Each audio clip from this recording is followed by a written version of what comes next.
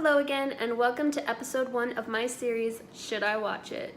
This week we will be talking about the movie Signs. It was created in 2002, so if you have some weird vendetta about movies from that time, I don't know why you would, but you shouldn't watch it. The quality isn't that great, and the acting is a little subpar, but that's not what we want to get into today. What I want to talk about is how fear is evoked in the viewer. It's done in a really different way, and I think it's important that it's analyzed. At the surface level, this film is about a family that lives in a small town in the country. They start to notice really weird things happening, such as crop circles appearing out of nowhere, animals starting to act really violent, and weird noises being heard everywhere. Things similar to this start to happen all over the world. The father soon has his first encounter with a real alien, and we see a lot of this movie spent trying to protect themselves and figuring out what is going on. Throughout the movie, there is a constant fear of the unknown, and this is translated onto the viewer. So let me ask you this. If you're going to scare someone, what would you do?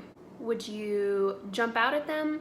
Would you scream behind them? Or would you wear a scary mask? Each of these things involves a jump scare, one of the easiest ways to frighten someone.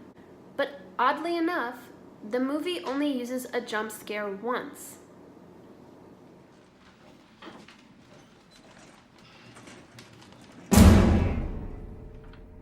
Despite this fact, there is still a constant sense of fear, and it's created in several ways.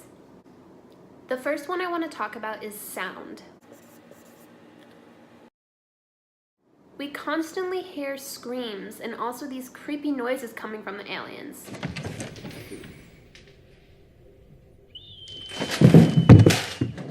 However, they're not loud or frightening. They don't make us jump in our seats. Instead, they're drawn out noises. Noises heard from a distance are typical noises that are heard in a weird connotation.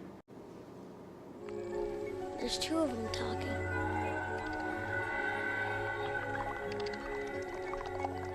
The second point I want to talk about also happens in this clip.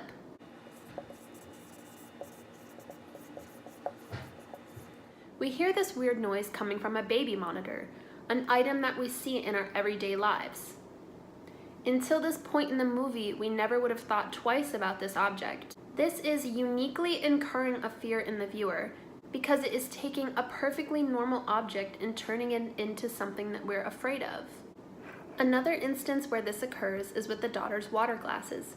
It's perfectly normal for a child or even an adult to want to have a glass of water and to accidentally leave it out. But the young child is filmed in a very weird way. She sometimes just stands there and doesn't speak. Something completely normal, like leaving a water glass behind, becomes this new sense of fear for the viewer because we don't know why it's happening or why the child is doing this. The third main thing that uniquely causes fear in the viewer is the television. All throughout the movie, the children's uncle is seen sitting in front of the TV, watching the news. The news is only ever played when they are talking about the aliens. You never hear about the weather or natural disasters. All you hear about is the aliens. Same shows on every station. Every station. It is the 18th reported crop site in that country in the last 72 hours. The news reporter speaks in a very scared and confused tone.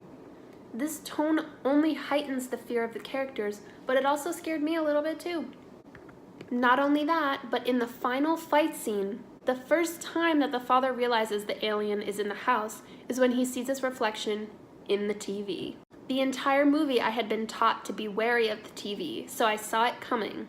And I believe that was the goal of the director, to make you be afraid of the TV so you had some idea of what was coming. This movie is very successful in being frightening, but not because of jump scares. I definitely recommend watching this movie if you're the type of person who can't really deal with the typical horror action film because you always get way too scared.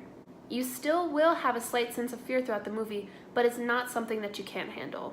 You'll be scared in a lot more interesting ways, and the director is very crafty in making you have a sense of fear. Thanks for watching. Tune in next week for my review of